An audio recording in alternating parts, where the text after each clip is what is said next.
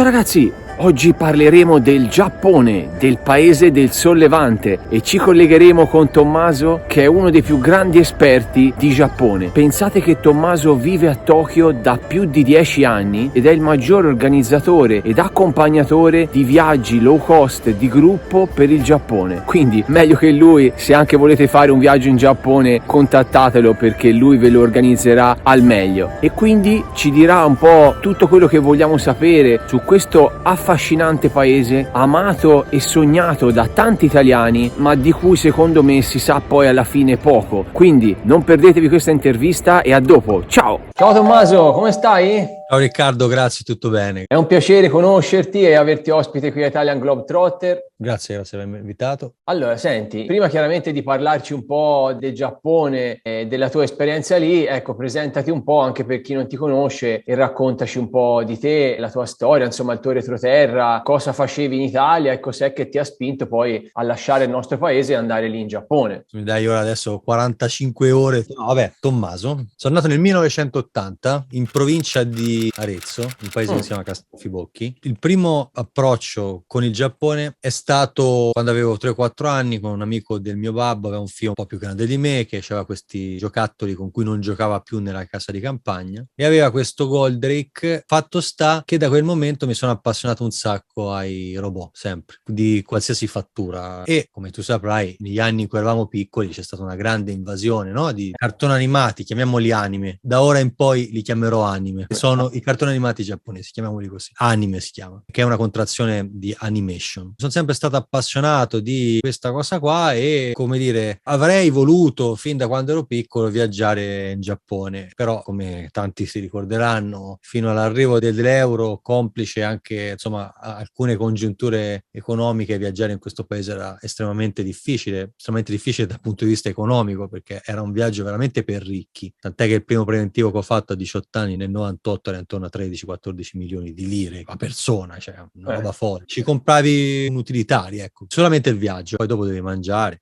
Fatto sta che poi ho dovuto intraprendere una vita, diciamo, normale. Ho fatto il liceo, mi sono iscritto all'università, mi sono laureato in giurisprudenza, però prima di laurearmi ho fatto un viaggio in Giappone. Eravamo un gruppo di amici in cui c'erano due che era la terza volta che ci tornavo, dico, cosa ci vanno a fare qua in questo paese? Perché io, vabbè, è una vita che ci volevo venire, sognavo magari di poter fare qualcosa, mi ci avesse portato spesso, insomma, come è andato a finire? Che ci sono venuto a vivere. Inizialmente, vabbè, c'avevo una società con cui lavoravo con mio babbo, però poi dopo ho fatto uno stage alla Camera di Commercio, poi vabbè ho trovato lavoro in un'azienda del territorio che mi ha dato un incarico per il Giappone, però questo viaggio che ho fatto nel 2007 mi aveva talmente folgorato che io quando tornai dico come posso fare per andare gratis in Giappone senza pagare, insomma, no? Ed è lì che è nato la prima attività online che ho fatto, che ancora esiste, che è il mio sito dondake.it, che nasce praticamente come portale di informazione sul Giappone e che si evolve praticamente subito come all'inizio il maggiore, diciamo, organizzatore di viaggi low cost di gruppo per il Giappone, perché poi con l'informazione ti proponevo anche, guarda che se va a venire in Giappone poi ci sono io. Abbiamo cominciato in 3 ed è stato veramente un successo enorme prima, poi dopo c'è stato Fukushima, erano passati già 2-3 anni e non avevo mai focalizzato sul fatto che questa potesse essere una professione. Perché? Perché per me era nato come hobby retribuito che mi portava in Giappone gratis e che piano piano ci stavo guadagnando, però poi mi sono trasferito in Giappone a fine del 2010 e poi sono rimasto. Poi vabbè, ho conosciuto mia moglie perché inizialmente mi ero trasferito con la mia ex ragazza italiana e poi siamo lasciati e dopo ho incontrato mia moglie, siamo stati insieme un paio d'anni, poi siamo sposati. E come è andata a finire la cosa? Proprio per unire quello che ti ho detto all'inizio partendo dal Goldrake fino a quello che ti dico, che la mia figliola è nata il 5 ottobre del 2015, ok? Ha 40 anni esatti dalla messa in onda giapponese di Goldrake. Andava chiamata Goldrake allora la figliola o qualcosa No, si del chiama genere? Miwa, però tutti mi dicono Miwa come Miwa lanciami i componenti. No, si chiama Miwa perché è composta da 3 ideogrammi giapponesi. Il primo è bellezza, il secondo è Italia e il terzo è Giappone. Appunto ho voluto dare un nome che fosse caratterizzante del fatto che fosse figlia di un italiano e di un giapponese e dell'unione, no? Questo è il bignami di quello che ho fatto più o meno negli ultimi 40 anni. Dove abiti oggi? In che zona sei? A Tokyo. A Tokyo, ok. E che lavoro fai lì? Fai sempre questo tipo di lavoro qui? Io ormai faccio solo questo perché siamo diventati enormi, siamo diventati nel corso degli anni, da quando poi abbiamo unito le nostre forze con Blueberry Travel, con Marco Togni, insomma siamo diventati enormi. Ora siamo diventati ora non esistiamo di fatto perché, sai, il coronavirus e soprattutto la chiusura del Giappone al turismo non ci consente di poter portare persone in Giappone, ma attualmente sia io che Marco, cioè il nostro lavoro è fare i social, ecco. Attualmente, però il nostro core business è l'organizzazione e l'accompagnamento dei viaggi in Giappone. Sì, ho visto che insomma avete un bel social, un bel sito, insomma siete grandi, quindi sicuramente uno che cerca vi trova, quello di sicuro. Ah, sicuro, me o Marco ci trovano. Poi va bene, non è che siamo i monopolisti, però insomma, ecco, diciamo, siamo tra le persone più note di questo settore. Lavorate più che altro con italiani voi? Solo con italiani. Solo con italiani? Vabbè, io poi ho lavorato un po' con gli spagnoli, insomma, perché vabbè. È bello, così almeno giri anche. Sì, giro gli stessi posti da 10 anni, sostanzialmente. Non è che... E poi sono quelli, certo. Per esempio, io spesso parlando con tanti amici giapponesi, io sono tipo 60 volte a Hiroshima, ma forse anche di più. Uno che abita a 70-80 km da Hiroshima è probabile che non ci sia stato così tante volte come me. Come per contro mia moglie ha visitato l'Italia più di me, no? Ci ha abitato circa 1 anno e mezzo per studio, prima che ci conoscessimo. Per esempio, io non sono mai stato all'Alberobello, lei è stata 3 volte. Ciao ragazzi, non dimenticatevi di iscrivervi al canale e di mettere un bel like se vi è piaciuto questo video e poi commentate, fatemi sapere e se avete qualcosa da chiedere io vi risponderò e cercherò di aiutarvi. Ciao! E senti, sempre parlando di lavoro, visto che ora si parlava del lavoro che facevi e tutto, la situazione lavorativa in Giappone com'è? Nel senso, è facile trovare lavoro, si guadagna bene? Se c'hai un visto, sì. Se ti accontenti, è impossibile non lavorare. Poi che c'entra? C'è lavoro e lavoro, però ecco, in Giappone c'è il lavoro. Chiaramente questo non voglio dire che tutti possono venire in Giappone a lavorare. Poi è una società particolare, quindi se dovete venire a fare qualche lavoro del cavolo, state in Italia a farli, che è meglio. Però comunque il lavoro c'è. Se non sbaglio, la disoccupazione è il 2 punto qualcosa, non mi ricordo, 2.3, una roba del genere. È difficile non lavorare, però bisogna avere il visto e il visto non è così facile da prendere oggettivamente. Ci sono delle restrizioni particolari per gli italiani? No, non è questione per gli italiani, il problema è che questo è un paese che non prende tutto, prende solo quello che vuole, certificando che tu che sei assunto per qualcosa sai fare bene. Per esempio, cioè non è che perché tu sei italiano e fai la pizza da 1 anno ti assumono come pizzaiolo. Per fare il pizzaiolo in Giappone, che trovi lavoro tranquillamente subito, ci vuole però che tu abbia una esperienza certificabile di 10 anni. Quindi se tu hai 20 anni ma sei il miglior pizzaiolo del mondo, non ci viene a fare il pizzaiolo in Giappone col visto, probabilmente è difficile. A meno che tu non abbia, non so, un diploma di una scuola alberghiera, di un'università, dell'hospitality, eccetera, che ti vada a colmare il fatto che non hai esperienza sul campo. Cioè, questo vuole il Giappone. Perché? Perché di manodopera ce n'ha bisogno, infatti vengono magari per fare lavori un po' più umili dai paesi dell'Asia, nelle fabbriche che i giapponesi non vogliono più fare. Questo è un popolo di impiegati, quindi se tu vuoi venire a lavorare qua devi saper dimostrare, o meglio, che quello che ti vuole assumere dimostri all'immigrazione che quello che fai te lo fai in virtù della tua specialità, perché qui sei comunque in concorrenza con altri 122-3 milioni di persone che parlano giapponese meglio di te, e soprattutto bisogna parlare giapponese perché qui non si parla inglese, cioè non è la Svezia che dici non parlo svedese però parlo bene inglese, trovo lavoro uguale. No, qui se non parli giapponese no. Questa è una cosa importante, sì. Infatti a tutti quelli che vogliono intraprendere un percorso di vita in Giappone restando sempre coi piedi per terra, perché paese dei manga e degli anime eccetera, ma è tutt'altro che un manga e un anime la vita in Giappone, la strada migliore, che sostanzialmente poi quella che anch'io all'inizio ho preso, è quella di venire a imparare il giapponese. Se tu praticamente vieni qua con il visto studentesco hai la possibilità di lavorare 28 ore alla settimana part time, che non è male. Poi è anche con 18 virgolette più facile poter poi entrare nel mondo del lavoro, perché convertire un visto da studentesco a lavorativo è più semplice che non avere il visto. Gli italiani possono venire in Giappone e starci 90 giorni prendendo il visto all'aeroporto, cioè non c'è bisogno di fare prima il visto nel passaporto come per andare, non so, in Cina, per dire. Ok, quindi se uno fa il visto studentesco comunque lo danno tranquillamente quello lì, e poi dopo basta pagare, ti devi iscrivere a una scuola per 1 anno e costa circa 4-5 mila euro, più devi avere la casa, eccetera. Devi garantire tante cose, devi avere su un conto di almeno 10.000 euro, se non ce l'hai te deve garantire qualcuno, e poter dimostrare che anche se non lavorassi qualcuna base comunque ce l'hai.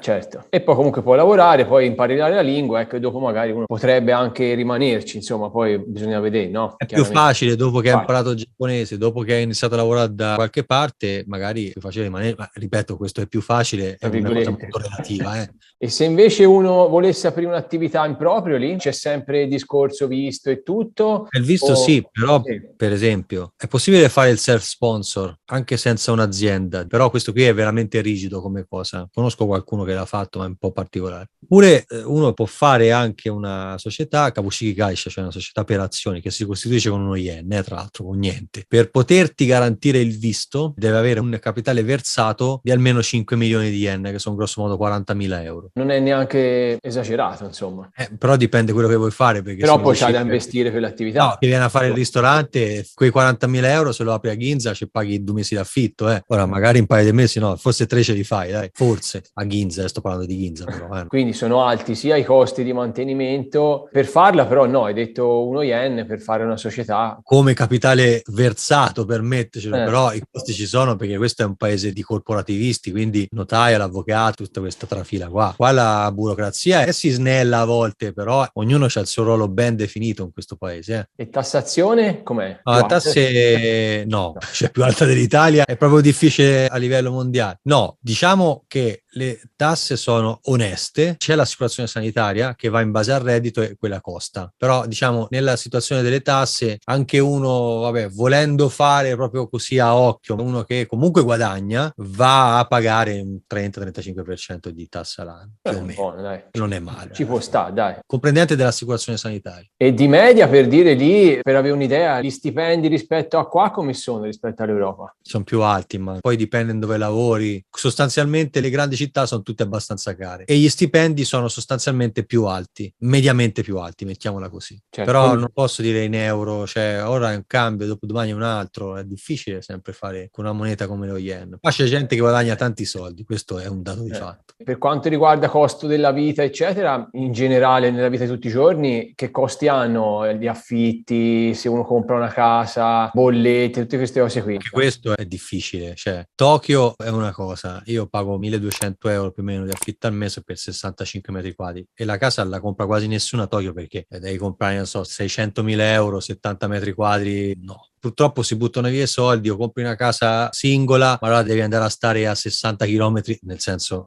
molto lontano dalle stazioni, cioè io ho la stazione davanti casa, più ti allontani dalla stazione meno gli affitti costano, più ti avvicini e più costano, perché qui si muovono tutti in treno, la macchina non la usa nessuno, non ci sono le macchine a Tokyo, ci sono ma non come una città con un Interland di 40 milioni e una municipalità di 14. Le bollette non te lo so dire perché sono 11 anni che vivo qua e una bolletta in Italia non l'ho mai pagata, mi dicono che per esempio la luce è un po' più bassa, forse costano un po' di meno, ma anche su questo non è che ti so di così tanto, perché prima quando stavo in Italia abitavo con i miei e dopo non ho mai pagato una bolletta, quindi. E per esempio il gas non è così alto magari perché comunque sia d'inverno non ci sono i termosifoni, fai tutto con l'elettricità. Ah sì, cioè, non ci sono, no. E la qualità di vita com'è? Dipende un pochino da dove è. Tokyo c'ha questo lato negativo umano che sono tutte persone un po' per gli affari propri perché siamo sempre impegnati a fare, che i treni sono pieni eccetera. Non riesce a coltivare molto bene tante amicizie, quello che metto sempre tra i contro di vivere non tanto in Giappone, io parlo di Tokyo che è differente, che è veramente un mondo a parte.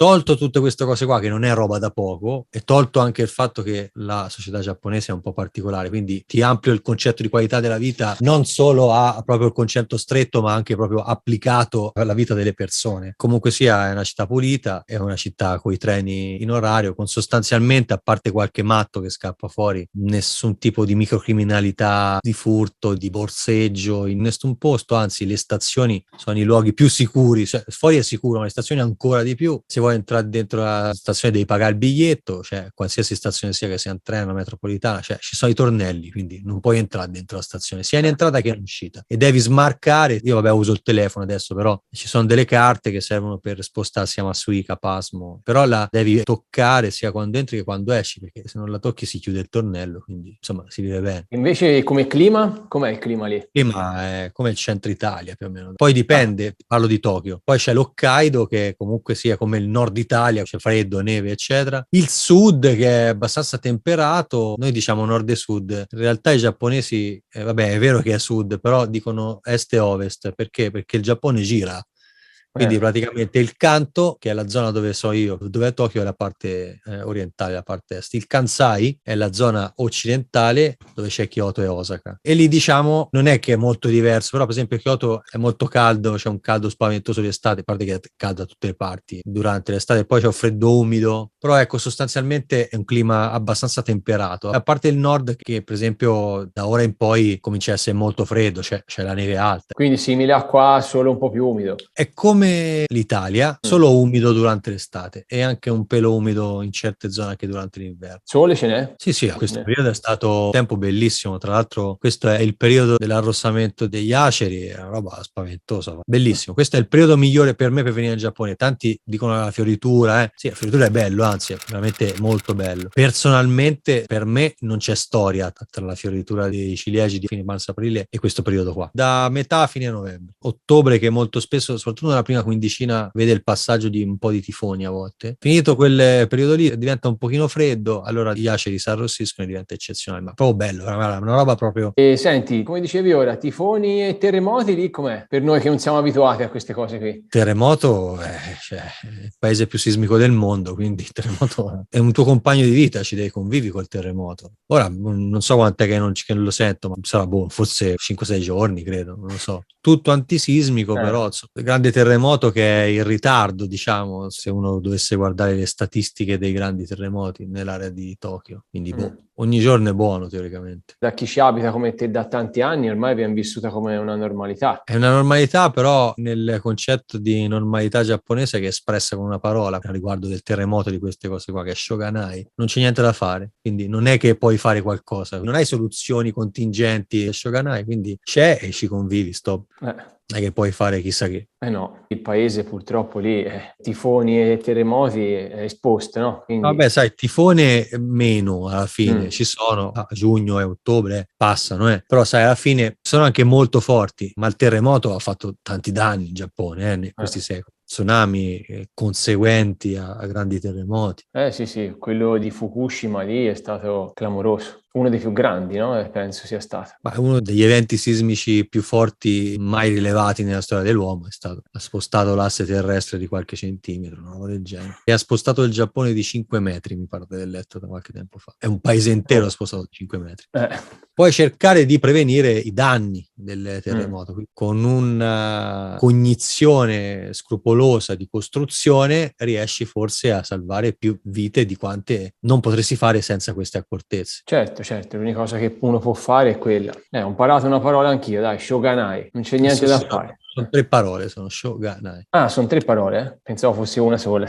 No, vabbè, poi anche una, perché è scritta a volte, è scritto tutto insieme, quindi non è che... Comunque vuol dire che non c'è niente da fare, è così.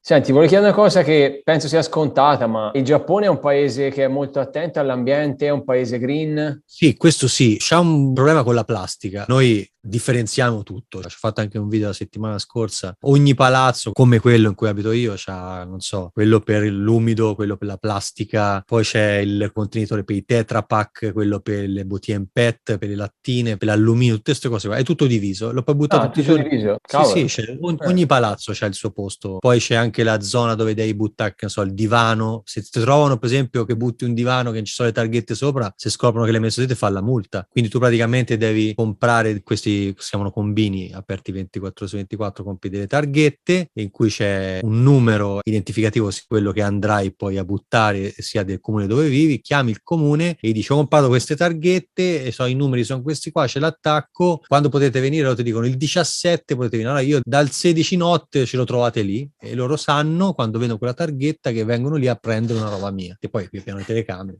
Però ecco, chi è stato in Giappone, o chi magari se vedi qualche video mio o di quelli che abitano qua, si vede sempre un sacco di plastica. Ne so, la caramella dentro la plastica, avvoltata nella busta di plastica, dentro la bustona di plastica. Oppure vai a comprare, che ne so, il pranzo, non so, pronto, è tutta una cosa di plastica, con l'involucro di plastica, tutto plastica. Ecco, questo è un problema. So praticamente che avevano un accordo con la Cina e che si prendeva la plastica, ma tipo che doveva durare anni, e invece è già concluso perché gli è andata troppa. Quello che mi manca è se viene effettivamente riciclata sta plastica. Che fine fa sta plastica? Sì, è un problema che penso abbiano un po' tutti con la plastica. Con la spazzatura, per esempio, c'è stata costruita un'intera area di Tokyo, che è Odaiba, con praticamente questo composto, diciamo, di terra, spazzatura bruciata, tutta una roba del genere. Hanno creato una base sostanzialmente solida per costruire un altro quartiere nella baia di Tokyo, in cui c'è anche l'aeroporto lì sopra. Tra le varie cose che ci hanno messo c'è anche la spazzatura, per dire. Qui ora non è tanto, ma insomma hanno cominciato magari a stare un po' più attenti, cose biodegradabili o con forchettine di legno, posatine di legno. Lì no, ancora? Beh, anche il legno, cioè qua per esempio le bacchette con cui mangi tutti i giorni, ci sono quelle che c'hai in casa che le lavi, ma quelle che vai a mangiare al ristorante, quelle sono il legno. Tu pensi a te che mangi con la bacchetta una volta al mese di legno, qua invece ci sono milioni di persone, decine di milioni di persone che ogni giorno mangiano quelle bacchette usegetta. Questo legno da dove viene? Punto interrogativo. Ormai non credo che i giapponesi usino i loro alberi belli per fare le bacchette, verrà da qualche altra parte questo legno. Quindi anche quello, ok, il legno magari è un materiale sostenibile in un posto come l'Italia, in cui la bacchettina di legno usa e getta è un conto. Qui voglia di usa e getta. Poi sono quelli che hanno quelle che si possono lavare, però generalmente sono di plastica quelle lì, perché quelle con l'anima in legno si formano, che ne so, in microbuchi, e quando mangi si infila dentro di tutto poi, quindi non sono igieniche. No. O usi quelle usa e getta o le usi con l'anima di plastica. Senti, e i giapponesi come sono? Non è facile rispondere a questa domanda, perché abbiamo alcuni punti in comune e poi alcune sostanziali differenze. La differenza più grande è la logica, che è completamente differente dalla nostra. I giapponesi sono molto schematici, si portano molto difficilmente fuori dai binari. Una caratteristica di noi italiani è quella di trovare sempre una soluzione fantasiosa a qualsiasi problema, perché siamo sempre stati abituati a operare nell'emergenza, nella fretta, eccetera. Quindi la nostra capacità di problem solving e di elasticità è elevatissima. I giapponesi non sono elastici per niente proprio. Hanno un grande limite, che è quello di dover sempre organizzare tutto quanto, e la forma. La forma è importante anche nella gestione della pandemia, per dire, no? Quando in Italia era tipo al 30-40% di vaccinati, il Giappone era tipo al 3, il 4, una roba del genere. Adesso ha il tasso più alto di vaccinati di tutto il G8, e hanno recuperato tutto praticamente quel gap che avevano. Perché? Perché è tipico loro stare mesi e mesi a pensare, fare, guardare come fare, eccetera, e poi dopo a un certo punto dici ok, partiamo. Nel momento in cui però partono, sono molto più efficienti di noi, perché sono sempre sul pezzo con un sistema meccanico che però è efficiente, e hanno grossi problemi però nell'intoppo sempre. Quindi quando partono vuol dire che hanno praticamente classificato la maggior parte degli intoppi che potrebbero accadere nel processo produttivo, decisionale, eccetera, e quindi vanno. Però se c'è qualcosa di grave si fermano e si guardano negli occhi, sostanzialmente. Ecco, questo è il più grande limite dei giapponesi. Perché abbiamo qualcosa in comune noi? Perché siamo esattamente l'opposto di loro, è per questo che forse ci andiamo d'accordo, e soprattutto perché comunque l'Italia è il paese più apprezzato in Giappone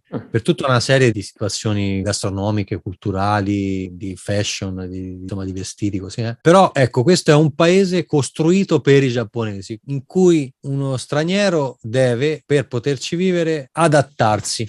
E non è facile spesso. Io mi trovo bene, anche se, sai, a volte è veramente complicato, no? Cioè, per esempio, che ne so, passami un piatto. Quale? È un piatto. Cioè, non è che ti ho chiesto un piatto. Ieri mi è capitato con mia moglie. No, passami un piatto. Quale? Un piatto. Basta sia un piatto. Non è che ce ne abbiamo di 60 dimensioni. Un piatto. Quale? Quella è stata la risposta, quale. Oppure come per dire, questo che tra l'altro possiamo metterla anche tra le curiosità. Per esempio, un mio caro amico, adesso è molto che non lo vedo, aveva abitato ad Arezzo per tanti anni. anni, quando sono venuto in Giappone, dice andiamo a Shinjuku, che è uno dei quartieri principali di Tokyo, per andare a cena. E io era la prima volta che ero venuto in Giappone, ma che andavo a Shinjuku, pensavo magari posto che avevo già girato. E lui mi fa, che vuoi mangiare? Dico, boh, che ne so io. Quando tu chiedi a uno che arriva qua, che vuoi mangiare? Fai te, se tu vieni a Arezzo, non è che ti chiedo che vuoi mangiare, ti propongo qualcosa e poi te mi dici se ti va bene, no? Perché alla fine è la prima volta che vieni. Siamo stati 2 ore a girovagare, alla fine ho toccato decidere a me, se no io ancora dopo 15 anni ancora ero lì a girare a Shinjuku per scegliere, perché sono così, c'è anche questa cosa, no, capito, di dover poi per forza alla persona che porti, che ospiti eccetera, dovergli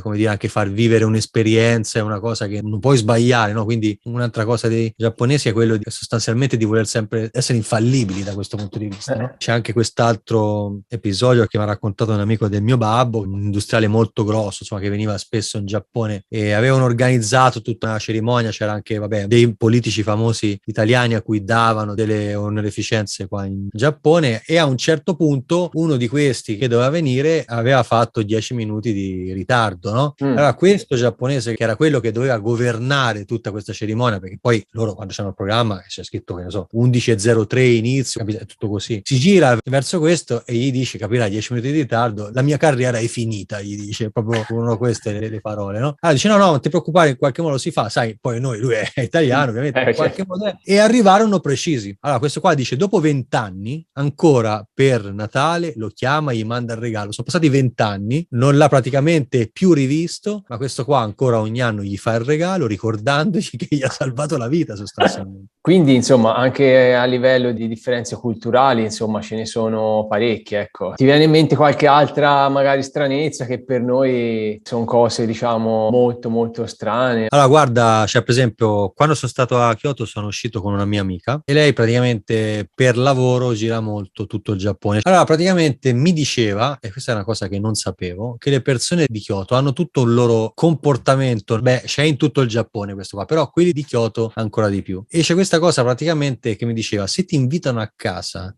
a mangiare una pietanza che si chiama ochazuke, che praticamente sarebbe il riso con il tè e qualcos'altro sopra, dice può essere, non so, il salmone, quello che è, e tu ci vai, no? Perché se un giapponese ti invita a casa, va bene, tu gli dici ok, vengo, e invece no, lì no, se ti invita a mangiare sta cosa vuol dire che non te vuoi più vedere.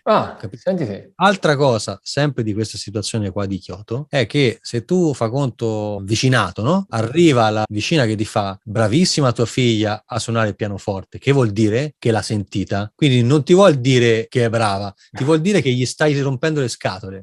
Questo ti vuol dire. Questo praticamente perché sostanzialmente i giapponesi è difficile che dicano di no, oppure che dicano qualcosa. Quando un giapponese fa ciotto, che vuol dire poco, ciotto, quello è no, non è un popolo che dice no, però ti fa capire che è no. Te lo fa capire. No, esatto, no, non lo dicono, ma tu capisci che è no. Non lo dice nessuno no, Kangai, cioè, ci penso. No, quello è no, tranquillo. Oppure, adesso si può fare una cosa del genere, ti fa tutto il discorso che ti dice non so se si può fare, forse sì, anche quel forse sì, no. di Kirukawachi Masen, vuol dire no, quello è no. Oppure dicono è difficile, no, cioè non è che è così, è no. Quindi se ti invitano a mangiare il riso a casa e tutto, vuol dire che... Se ti invitano a mangiare a Kyoto lo shazuke, vuol dire che non ti vogliono più vedere. È un modo di fare loro, sostanzialmente. E l'ho scoperto dopo tanti anni anch'io qua, ma non lo sapeva neanche lei, figurati, che è giapponese, L'ha vissuto proprio sulla sua pelle. Sì, poi penso che ce ne sarà migliaia di cose strane. Te ne racconto un'altra, questo proprio per la logica giapponese mi è venuta a mente. Questa l'ho raccontato un sacco di volte. Il caffè, ok, praticamente nei combini, questi aperti 24 ore su 20, adesso hanno cambiato il sistema, però prima era diverso. Caffè freddo, compri un bicchiere e c'è dentro il ghiaccio, paghi sto bicchiere col ghiaccio e poi vai alla macchinetta, premi il pulsante e ti fa il caffè freddo. Prima però, prima di fare sta cosa qua, c'erano quelle che praticamente ti chiedevi il caffè freddo e te lo facevano loro. Allora c'era questa macchina che lui premeva un pulsante e buttava giù il ghiaccio, ne premeva un altro e buttava giù il caffè. Allora una volta io gli ho chiesto se mi ci metteva meno ghiaccio, ok, perché ce ne mette troppo, e lui, questo ragazzo, mi ha detto no, perché la macchina butta il ghiaccio automaticamente. Stop. Poi ha connesso il cervello, no, perché poi io ho fatto questa richiesta e mi ha detto però se vuoi ti ci metto meno ghiaccio, cioè capisci com'è la cosa? Cioè lui gli hanno detto che quella macchina lì, se premi il pulsante e butta quel ghiaccio. Poi se trovi uno che mette l'intervento umano prima della mera riproduzione meccanica, ti dice se vuoi te lo tolga a mano. Se trovi un altro invece più rigido, ti dice no, perché la macchina mette il ghiaccio, stop. È così. Questa è sostanzialmente la logica giapponese, che non voglio dire che è sbagliata, è semplicemente differente dalla nostra. E senti, lì poi te che fai? Che si fa in Giappone? Come si passa il tempo libero? Si Si beve? si mangia, vai al karaoke, non è che questo è il divertimento in Giappone. Quando viaggiano per andare a mangiare nei ristoranti e bere nei posti. È un popolo di persone che va al ristorante.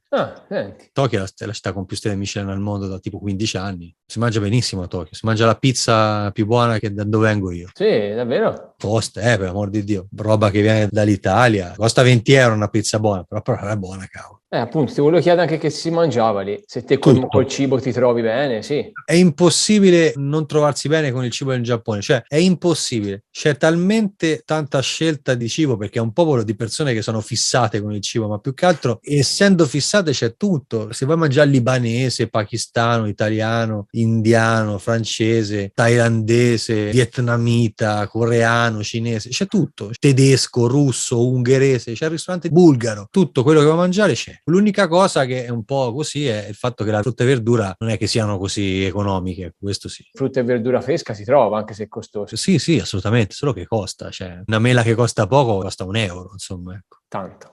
Il melone costa €40, un melone, per dire, cioè. Sì, cavolo. Anche €8.000 costa un melone in realtà, anche un grappolo d'uva ne costa anche 500-600 euro se è quelli selezionati, non è che... Sì.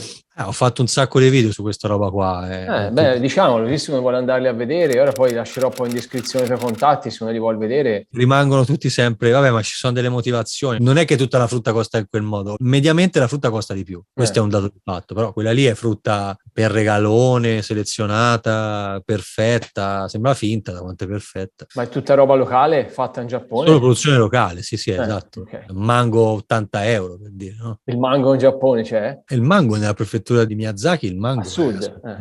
sì. Anche buonissimo, tra l'altro. Il mango 80 di alto euro livello. poi.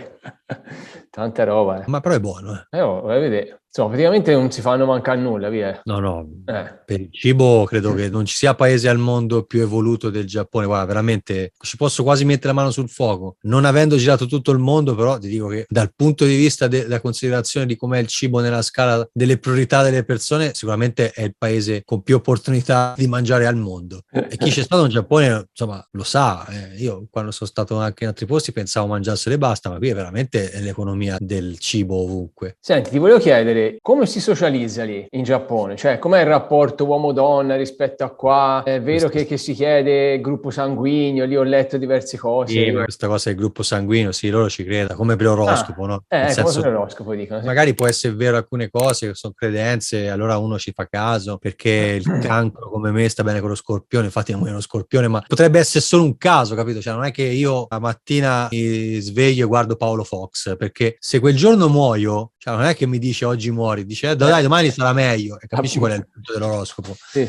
E c'è questa cosa del gruppo sanguigno, c'ho scritto un articolo qualche anno fa, francamente non mi ricordo niente perché diciamo tutto quello che non è importante per me lo rimuovo, però è vero, ci fa un caso. Mi sono trovato per esempio a parlare con delle persone, questi che dicevano io sono zero, io sono A, e proprio ci facevano caso, ma c'è in Italia sta cosa? Mi ha detto no, dice noi abbiamo l'oroscopo, e quindi però come socializza? Come socializza male, guarda, tra l'altro mi faceva vedere mia moglie oggi che il 25,4% degli uomini sopra i 50 anni non è sposato e il 18,4% delle donne, e che salirà di 5% per uomo e per donna entro il 2040. Tipo il 30% di giovani, diciamo tra i 25 e i 40 anni, non ha mai avuto nessuna esperienza sessuale. Tanti.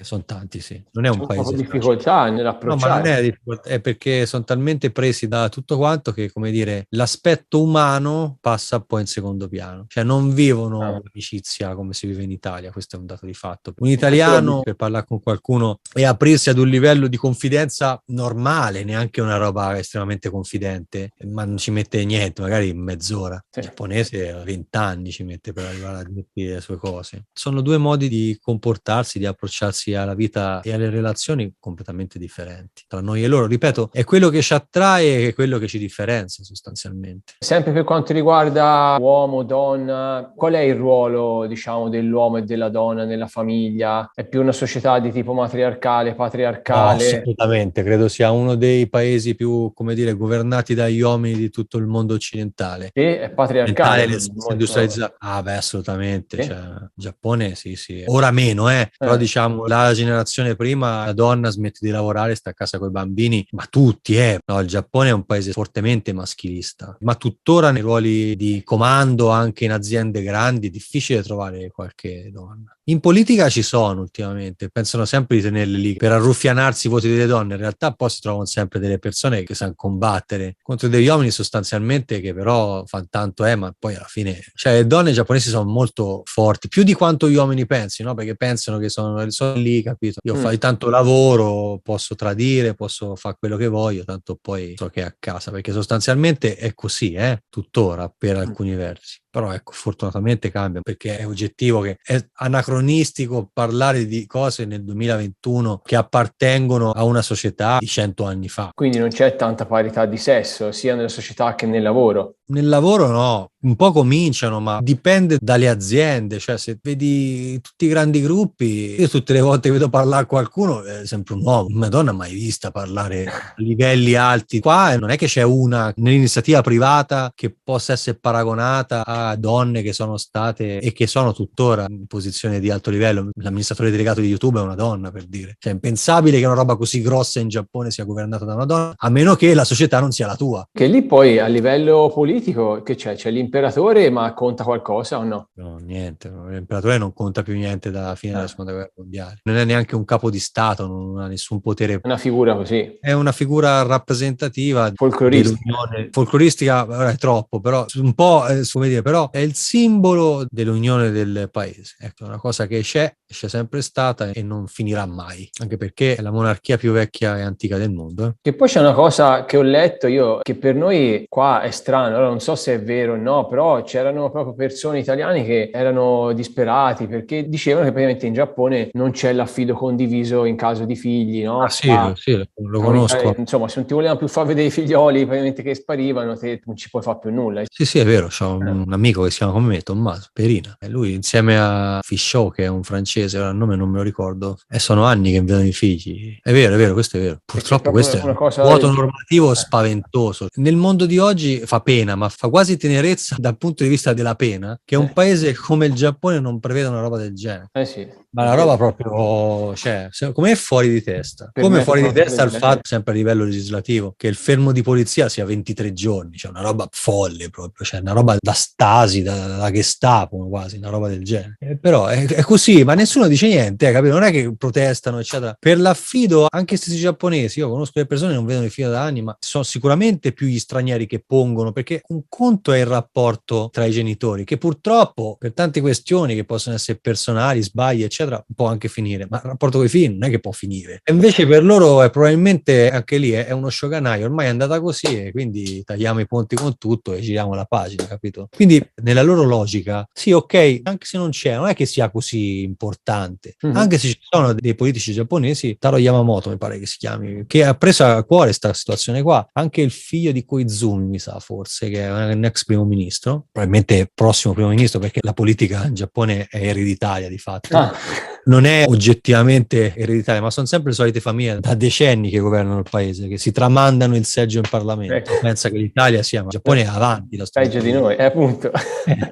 C'è un disinteresse totale nella politica, cioè nessuno parla di politica all'equivalente del bar in Giappone, nessuno. È una roba che c'è la politica, ci sono i politici, è difficile, sono loro a governare lo Stato. Ci pensano loro. Ci pensano loro, sì. Non sentirai mai nessuno litigare, cioè difficilmente, mettiamola così, sentirai qualcuno fare discorsi di politica. Ma penso sia un po' nella cultura, perché anche il ragazzo che ho intervistato in Cina, a parte che lì non è permesso, diciamo, parlare contro, no? Beh, però Cina... comunque non c'è proprio nella cultura loro di parlare come qua di politica, cioè anche loro dicono non ci se ne capisce nulla, ci pensano loro. Però sai, nel caso della Cina c'hai un'ulteriore specificazione del perché non si può parlare di politica, perché comunque c'è il controllo, dipende a che livello è il dissenso, perché comunque sia, non è che sono totalmente imbavagliati, qualcosa possono dire, però c'è un limite oltre il quale non puoi passare. Qua non è questione di ingerenza dello Stato sul controllo delle persone, è proprio l'autocontrollo della persona che dice: ma io della politica che ci parla a fare? È roba di altri.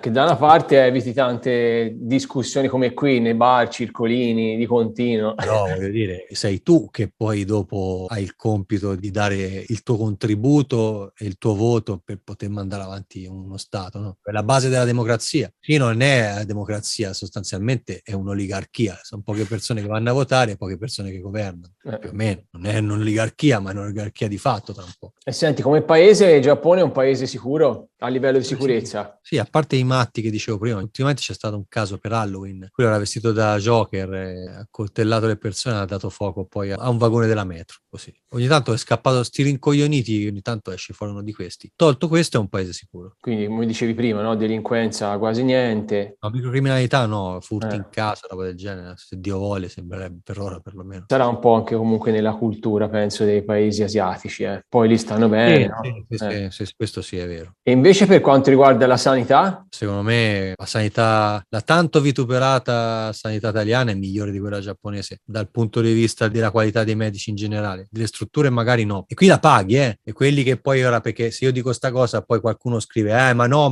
che non è mica gratis la nostra. Non è gratis. Paghi il ticket, è pagata con le tasse, non è gratis, però tu non è che come me tutte le volte che fai fare una visita paghi. Se voi andate nella struttura pubblica pagate solamente il ticket, io invece pago e pago il 30% della prestazione più il 70% coperto con l'assicurazione che pago ogni mese, che va in base al reddito. Secondo me la sanità giapponese, nella mia esperienza, fortunatamente di base, ecco, perché ho avuto fortunatamente pochi problemi fino ad adesso, ti do una valanga di medicine e ti curo i sintomi, non scopro che c'hai e ti curo la causa. Quando c'hai da prendere 6 antibiotici per 6 giorni, te ne danno 6, non compri la scatola, ti danno la terapia contata. Io non mi sono trovato bene finora, anche per le poche cose, ho sempre preso una valanga di medicine e basta. Secondo me non sono preparati come i medici in Italia. Questa è la mia impressione, che sostanzialmente è anche quella della maggior parte delle persone che abitano in questo paese, italiani. Comunque non c'è una sanità pubblica, nel senso paghi un tot al mese e in più le prestazioni ne paghi una parte. Sì, poi vabbè ci sono degli aiuti, tutto quanto, però ecco, se proprio ce l'hai i soldi, però è pubblica non è. E anche se è, diciamo, proporzionata al reddito, in proporzione a quello che guadagni, è alta, pesa tutti i mesi oppure è una spesa che non è tanto pesante? Dipende da quanto guadagni, insomma. Adesso spendo 500 euro al mese e adesso ne spendo meno. Quando spendevo 500 euro al mese dico sì, vabbè, 500 euro, però tanto devo pagare, che faccio? Se non la pago, io adesso ho il visto permanente, ma se poi non pago la pensione e l'assicurazione sanitaria, che faccio? Qua mi danno il visto permanente. Mi tocca andare avanti tutta la vita, sono dei 3-4 anni così a rifare il visto. Io pago tutto quello che c'è da pagare. Quando vivi in un paese paghi tutto quello che devi pagare. Se puoi pagarlo, se non puoi pagarlo, ci sono gli strumenti per dire non c'ho soldi, in qualche modo fai. Le tasse devi pagare, anche in Italia. Saranno alte, ma le devi pagare. Non è che puoi scappare. No. Ti puoi inventare tutto quello che ti pare, ma le tasse bisogna pagarle. E te che sei sposato non hai un visto, diciamo... Ho visto permanente perché l'ho chiesto, ma non è automatico l'acquisto. Non è automatico? No, assolutamente. Se vuoi la cittadinanza giapponese devi rinunciare alla tua d'origine, non ne puoi avere due.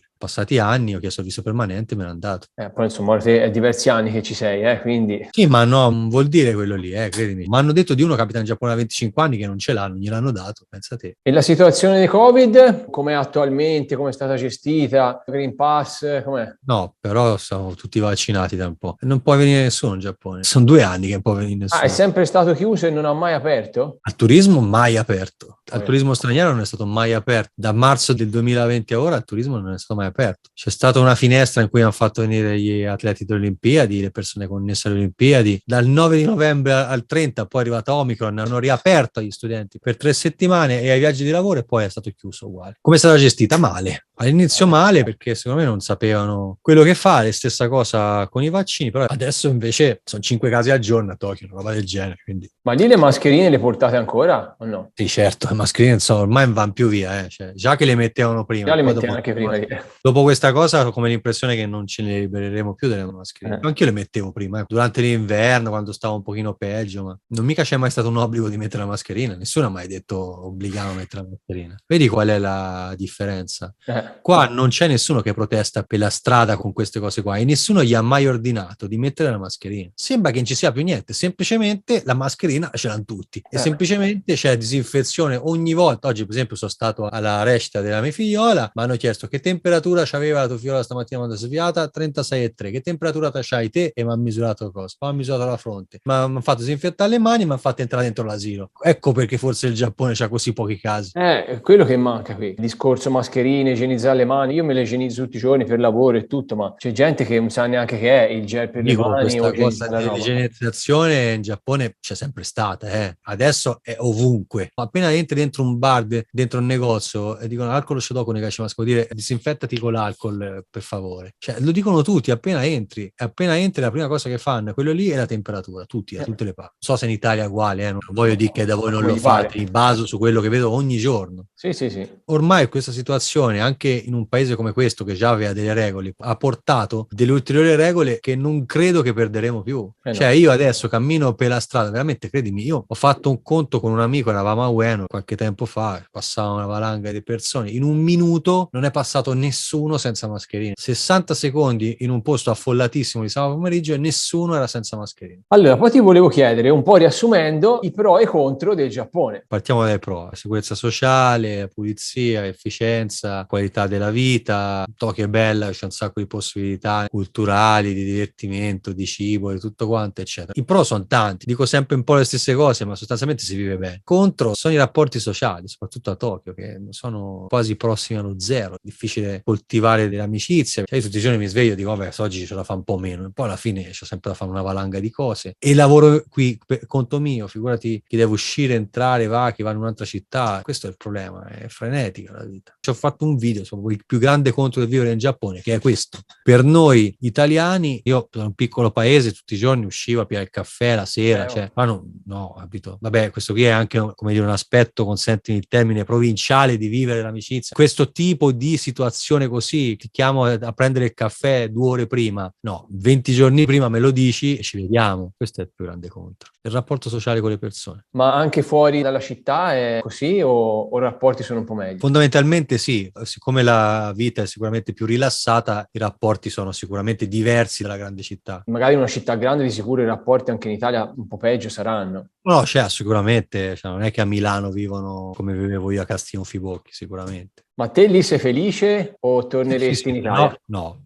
io sto bene qui. Non è stato sempre facile, però... Sì, poi insomma c'è famiglia ora lì, quindi... Sì, quello sì, comunque sto bene qua. Sì, comunque dai, se insomma ormai ti sei stabilito lì, chi te lo fa fare? In Italia ci si viene bene in vacanza, ci si sta molto molto bene. Benissimo, sì, si mangia bene, bello il posto, sì. Tanti anni che vivo in una realtà come questa, è difficile tornare ad una dimensione più piccola come ero. Cioè, c'ha i suoi pro e i suoi contro. Quando torno mi diverto un sacco, però ormai il centro di quello che faccio è qui. Cos'è che ti manca di più dell'Italia a te? Il prosciutto crudo a prezzi bassi, no, che mi manca prosciutto toscano però. Con le persone, e giugno-luglio che è bellissimo stare in Italia, qua è un caldo e basta, piove. È bello proprio, tutte le volte che torno, giugno e luglio in Italia sono belli. Adesso sono 2 anni che non torno. Cavolo, te non puoi neanche più tornare, in effetti. Per poter rientrare in Giappone dovrei fare 6 giorni in una struttura del governo giapponese a mie spese e poi dopo altri 8 giorni di quarantena in casa. Quindi 14 giorni totali di quarantena, di cui 6 in carcere di fatto, e rimango qui.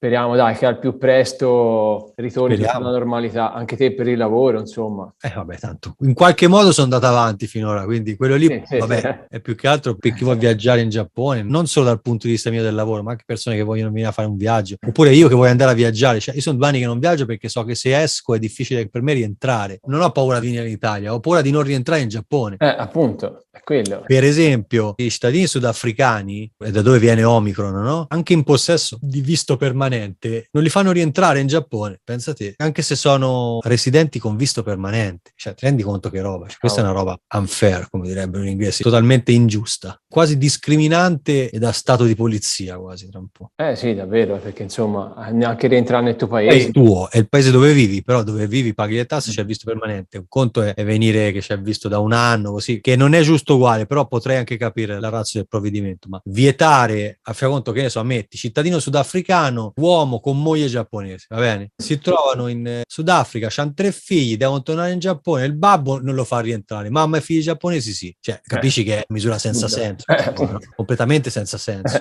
È crudele e tra l'altro è discriminante per il fatto che ti fa capire che la protezione contro il virus è il passaporto. Cioè, c'è il passaporto giapponese e vai a casa tua puoi rientrare, però se c'hai famiglia e il visto permanente, no, non puoi entrare. È assurdo proprio, assurdo. Piuttosto farlo sta di più in quarantena, non lo so, ma insomma, almeno tornare a casa dove c'è la sua vita. Tornare a casa, esatto. Bene, io ho finito. Se poi volete saperne di più sul Giappone, Tommaso ha un canale YouTube che fra l'altro è molto grande, molto seguito, con tanti iscritti, dove dà anche tante informazioni e curiosità di vita sul Giappone. Ultimamente ne do anche di più su Facebook, devo dire, perché c'è tutta una serie di cose che vanno più su Facebook che su YouTube. Sempre Tommaso in Giappone, tanto. Per chi c'ha Facebook, che è un po' più da boomeroni, insomma, sai, i giovani Facebook non lo usano. Da Facebook, Instagram, YouTube. Tranne TikTok mi trovate ovunque. E se volete fare un bel viaggio in Giappone, contattate Tommaso che lui ve lo organizza e ci pensa lui. Insomma, speriamo che a breve si possa rifare. Speriamo, davvero. L'ultimo viaggio che abbiamo fatto, tra l'altro l'ho accompagnato io, è stato a febbraio del 2020. Ah, che poi accompagni anche te. Sì, lo accompagno una decina l'anno perché mi piace, sì. È bello, è interessante, è un bel lavoro. Poi ti fai con gli italiani, quindi almeno quando ti vedi con gli italiani hai modo di avere un po' più di rapporto. Di essere italiano, bravo.